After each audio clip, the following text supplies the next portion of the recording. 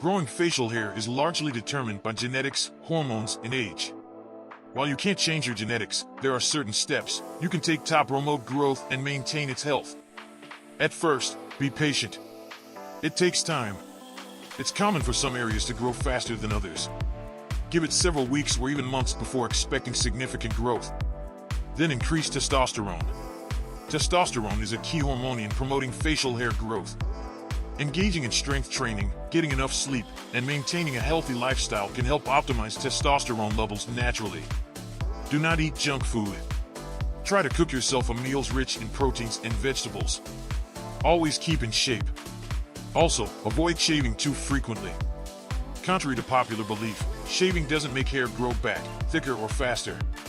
However, allowing your facial hair to grow for a while before shaving might give the appearance of thicker growth. I'll tell you how it is. I know a bunch of guys who don't follow all this and they have a full beard. It's all about genetics. And if you are already over 25 and you lead an active lifestyle and there is no facial hair, then it's your genetics, nothing more. Many may immediately give advice to use minoxidil, but be careful with such products. Even if you decide to use it, then only under the supervision of a specialist. It is forbidden to use Minix at home.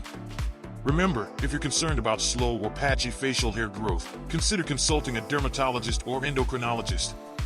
They can help identify any underlying medical issues that might be affecting your hair growth. Everyone's growth patterns are unique, and some individuals might not be able to grow a full beard due to genetic factors. Be patient and realistic about your expectations. My key advice is to use what you have well.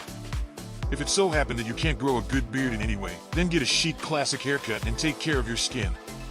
And without a beard, you will look well-groomed and masculine. Do not try to wear an incomplete beard. It will disfigure you. And if you still manage to get good growth, then be sure to take care of your beard using oils and creams.